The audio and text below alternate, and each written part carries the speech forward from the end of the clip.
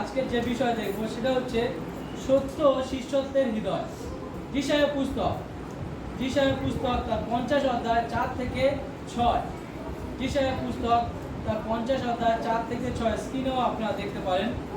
যিশায়া পুস্তক তার 50 অধ্যায় 4 থেকে 6 সেখানে লেখা আছে, প্রভু সদাপ্রভু আমাকে শিক্ষাগ্রাহীদের জিহ্বা দিয়াছেন, যেন আমি বুঝিতে পারি কিরূপে ক্লান্ত লোককে বাক্য দ্বারা সুস্থির করিতে হয়।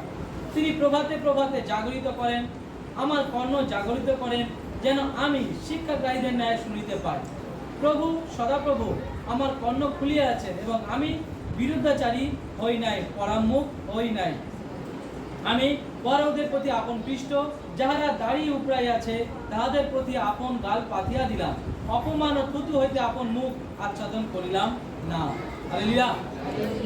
যিশায়া ভাববাদী, এখানে যিশায়া ভাববাদী পুস্তকে যিশায়া ভাববাদী তিনি এখানে কার বিষয় বলছে, এখানে নাম মেনশন করেনি।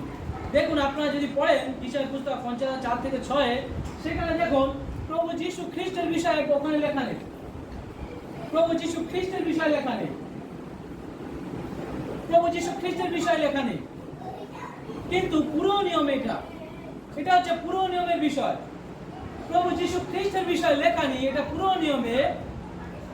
কিন্তু কার বিষয় ইঙ্গিত করছে? বলছে সত্য শিষ্যত্বের হৃদয়, যেটা প্রভু যীশু খ্রিস্ট নিজের মধ্যে রেখেছিল।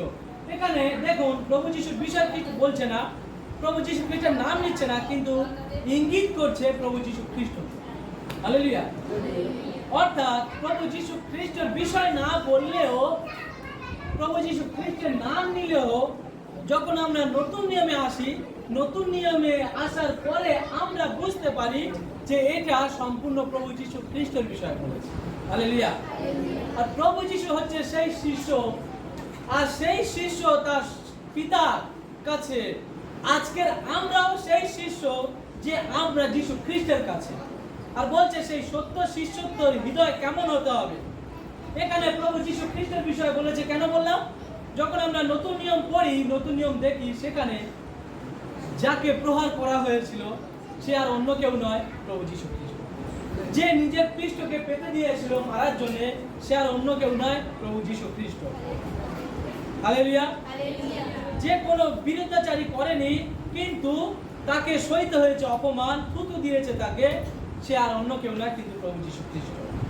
অর্থাৎ সত্য শিষ্যত্ব হতে গেলে, প্রভু যীশু খ্রিস্টের অনুসরণকারী হতে গেলে, আপনার আমার মধ্যে কি কি জিনিস আপনার আমার মধ্যে রাখতে হবে।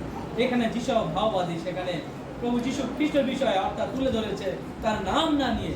আর প্রভু যীশু খ্রিস্ট যখন পদার্পণ করে, প্রভু যীশু খ্রিস্ট যখন আসে, নতুন নিয়ম আমরা যখন দেখি, তখন আমরা বুঝতে পারি, ও আচ্ছা আচ্ছা, যিশায়া ভাববাদী এই বিষয়ে বলেছিল, যিশায়া ভাববাদী এই বিষয়ে সাক্ষ্য তুলে ধরেছিল, আর সে আর অন্য কেউ না, প্রভু যীশু খ্রিস্ট। আপনারা এই প্রভু যীশু খ্রিস্ট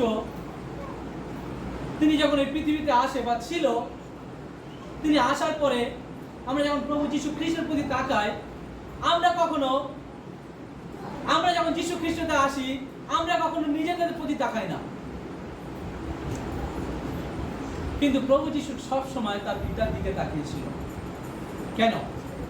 এখানে দেয়া আছে, প্রভু যীশু খ্রিস্টের বিষয়ে যখন যিশায়া ভাববাদী বলছে, প্রভু যীশু খ্রিস্টের বিষয়ে যিশায়া ভাববাদীকে কে বলাচ্ছে?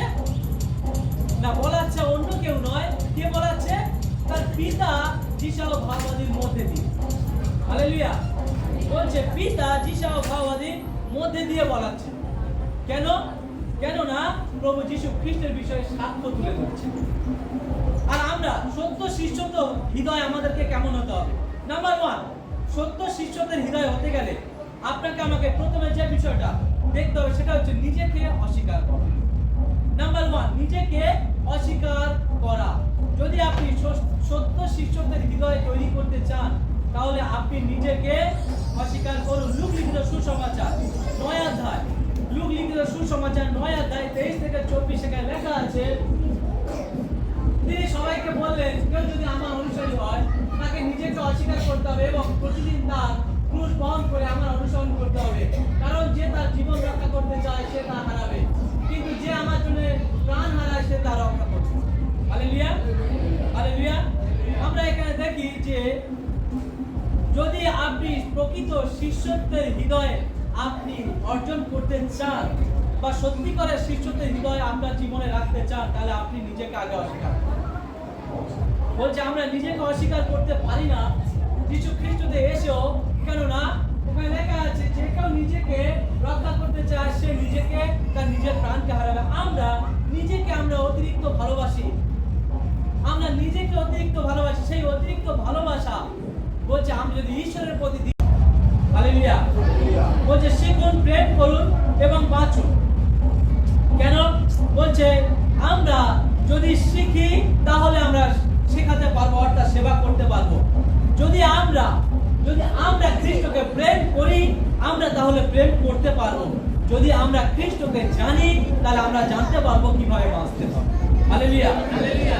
আপনারা এই দ্বিতীয় বিবরণ 4 অধ্যায় 1 থেকে দেখেন, 6 অধ্যায় 4 থেকে 5 দেখেন, সেখানে লেখা আছে এখন হে ইসরায়েল, আমি তোমাদের যেসব নিয়ম ও আইন কানুন শিক্ষা দিতে যাচ্ছি তা শোনো, সেগুলি মেনে চলো। যে দেশ সদাপ্রভু তোমাদের পূর্বপুরুষদের ঈশ্বর তোমাদের দিতে যাচ্ছেন সেখানে প্রবেশ করে তা অধিকার করতে পারো। হে ইসরায়েল শোনো, আমাদের ঈশ্বর সদাপ্রভু একই প্রভু। তুমি তোমার সমস্ত হৃদয়, তোমার সমস্ত প্রাণ ও তোমার সমস্ত শক্তি দিয়ে তোমার ঈশ্বর সদাপ্রভুকে ভালোবাসো। হালেলুয়া।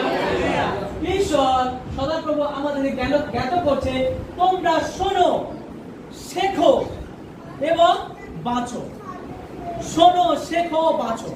যদি আপনার আমার জীবনে শিক্ষা না থাকে, যদি আপনার আমার জীবনে শিক্ষা না থাকে, যদি আমার আপনার জীবনে যদি শোনার কর্ণ না থাকে, তাহলে আমরা বাঁচবো কি করে? প্রভু যীশু খ্রিস্টের বিষয়ে আপনি আমি শুনেছি, প্রভু যীশু খ্রিস্টের বিষয়ে প্রথমে শুনেছি, গিয়ে তার বাক্য দেখেছি, তারপরে বাঁচার মানে খুঁজে পেয়েছি। হালেলুয়া। প্রভু যীশুতে জীবন রয়েছে, আমরা বুঝতে পেরেছি প্রভু যীশুতে জীবন রয়েছে। আর এখানে প্রভু যীশু খ্রিস্টের বিষয়ে বলেছে, কিন্তু প্রভু যীশু খ্রিস্টের নাম মেনশন করেনি। কিন্তু যখন আমরা নতুন নিয়মে আসি তখন আমরা দেখতে পাই যে ও প্রভু যীশু খ্রিস্ট তোমার হৃদয় তুমি কেমন। 5:16 থেকে 18 সেখানে দেয়া আছে তোমরা সব সময় অনবরত প্রার্থনা করো। হালেলুয়া। প্রভু যীশু বলেছে তার শিষ্যদেরকে তোমরা যদি আমার অনুসরণ করতে চাও, তাহলে সব সময় তোমরা প্রার্থনায় রত থাকো। কেন? যদি প্রার্থনা করতে থাকো কন্টিনিউ, তাহলে তোমরা পরীক্ষার মধ্যে পড়বে না। আর পরীক্ষা মানে আমরা কি বুঝি?